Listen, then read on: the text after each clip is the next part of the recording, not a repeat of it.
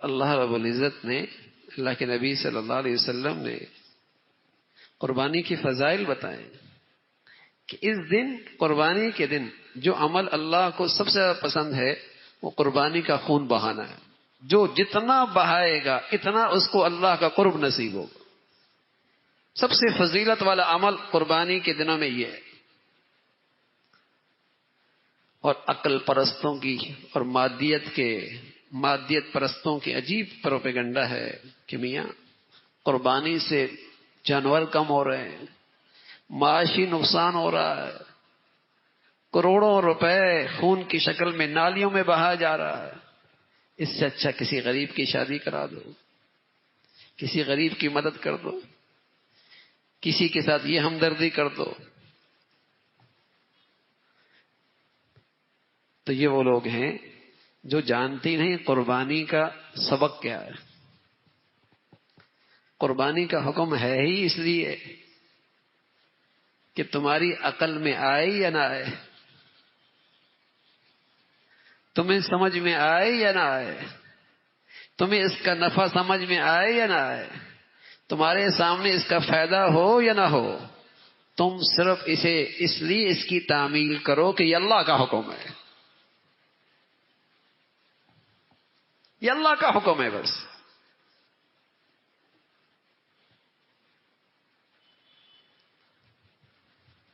مادی نفع کے لیے تھوڑی کر رہے ہیں.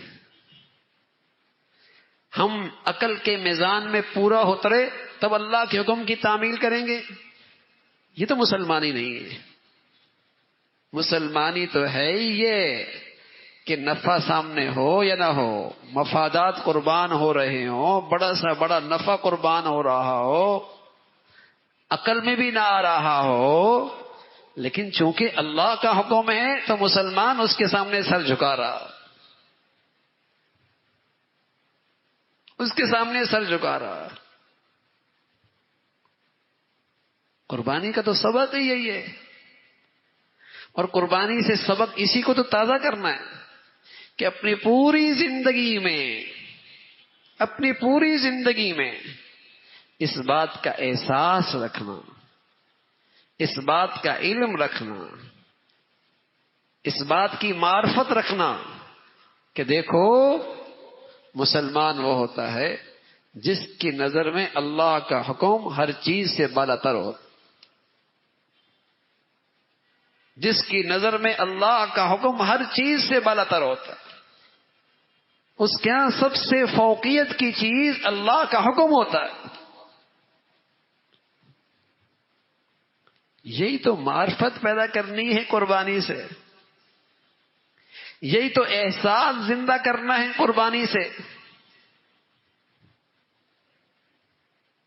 ہم نفع کے بندے نہیں ہیں، ہم عقل کے بندے نہیں ہیں، ہم تو اللہ کے حکم کے بندے.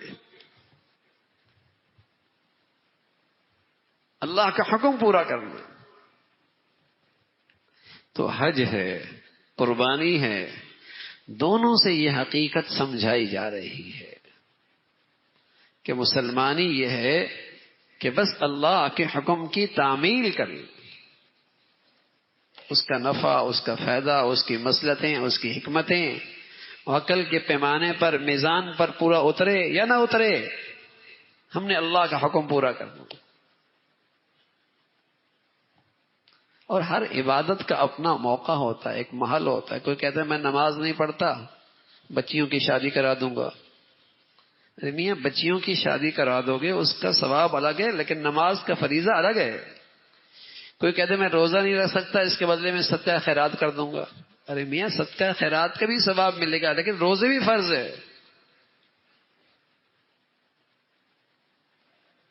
ہر عبادت کا اپنا موقع ہے، اپنا محل ہے. جب اسے پورا کرو گے تب وہ فرض پورا ہوگا. تو ان دنوں کی خاص عبادت قربانی بھی ہے، حج بھی ہے. اور یہ ایسی چیز ہے کہ جو انہی دنوں کے اندر نصیب ہوتی ہے. ایک ایک بال پر اللہ اجر و ثواب عطا فرماتے ہیں. ایک ایک بال پر ایک گناہ معافی ہوتی ہے. اور خون گرنے سے پہلے اللہ رب العزت کے ہاں وہ قربانی قبول ہو جاتی ہے.